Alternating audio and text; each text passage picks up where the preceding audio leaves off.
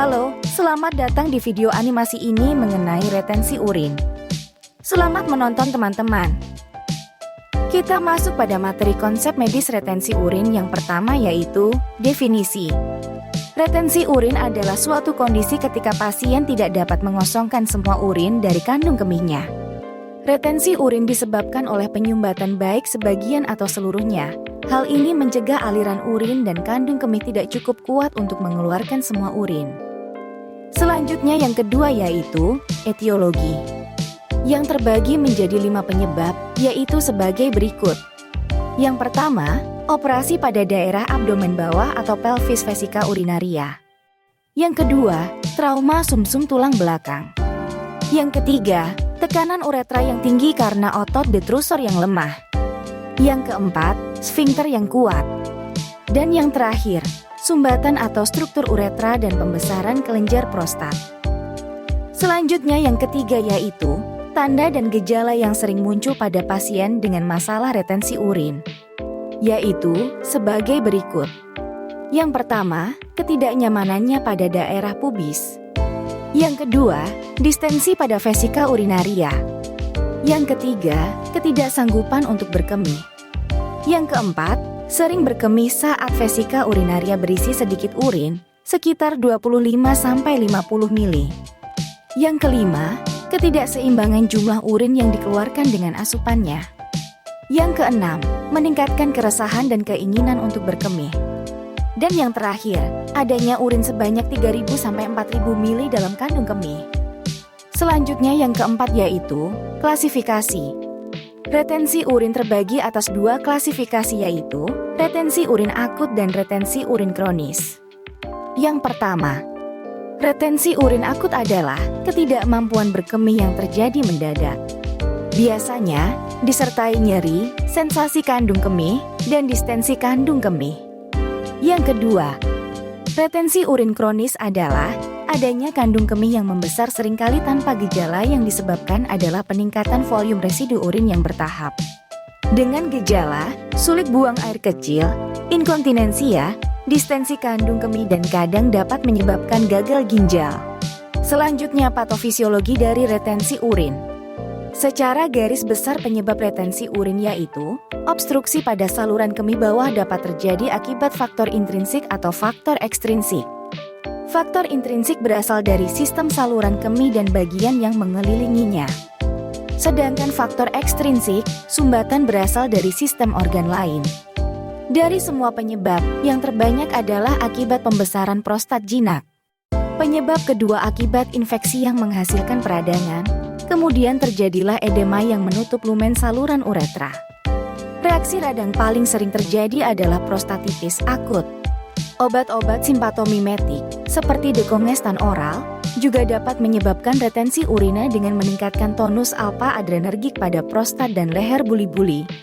Secara neurologi retensi urina dapat terjadi karena adanya lesi pada saraf perifer, otak, atau sumsum tulang belakang yang menyebabkan kelemahan otot detrusor dan inkoordinasi otot detrusor dengan sfinkter pada uretra. Penyebab terakhir adalah akibat trauma atau komplikasi pasca bedah. Trauma langsung yang paling sering adalah straddle injury, yaitu cedera dengan kaki mengangkat. Selanjutnya, yaitu komplikasi dari retensi urin, yang terbagi atas beberapa komplikasi yaitu yang pertama, menurunnya elastisitas buli akibat dari penumpukan urin yang menyebabkan peningkatan tegangan dari dinding buli hingga mencapai batas toleransi dan dilatasi maksimum.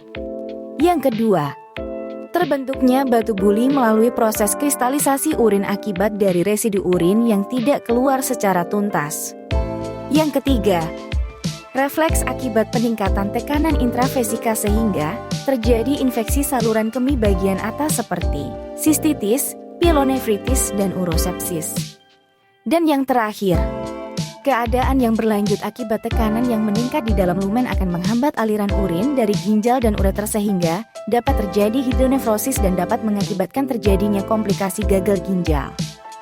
Selanjutnya, yaitu pemeriksaan penunjang yang terbagi atas beberapa pemeriksaan yaitu yang pertama, foto polos abdomen.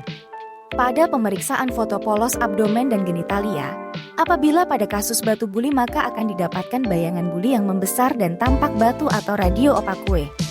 Yang kedua, uretrografi. Pemeriksaan ini bertujuan untuk melihat apabila terdapat struktur uretra. Yang ketiga yaitu ultrasonografi. Ultrasonografi yaitu untuk melihat adanya batu buli maupun pembesaran kelenjar prostat. Selanjutnya yang terakhir yaitu pada retensi urin kronik. Pemeriksaan yang diperlukan adalah urinalisis untuk melihat adanya infeksi, sistoskopi, PSA atau prostate spesifik antigen, urodinamik atau uroflowmetry.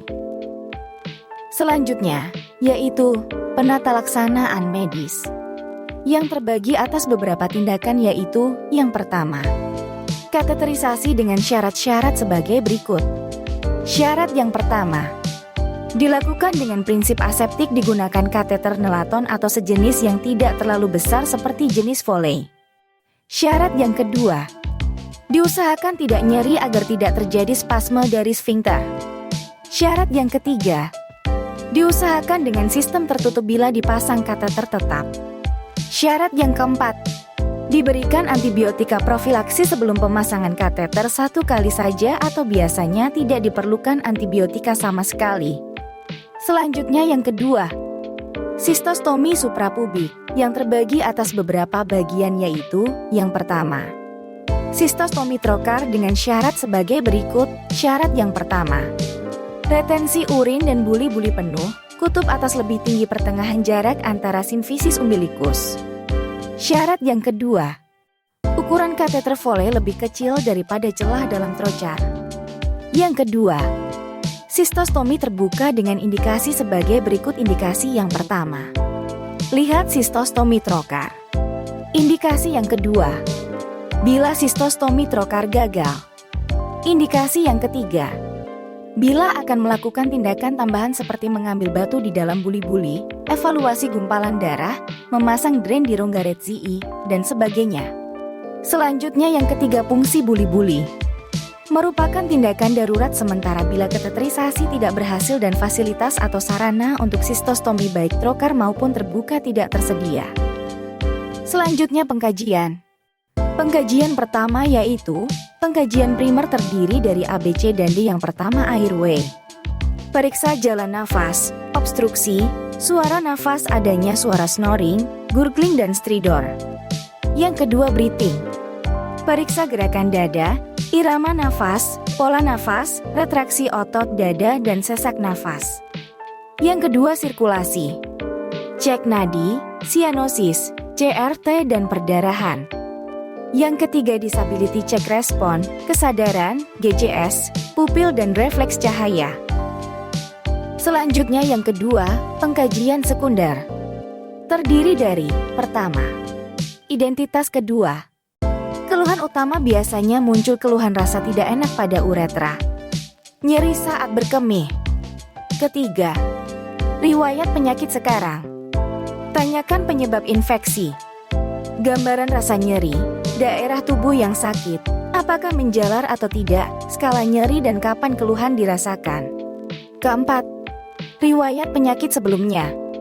Tanyakan apakah pasien memiliki riwayat penyakit yang parah sebelumnya.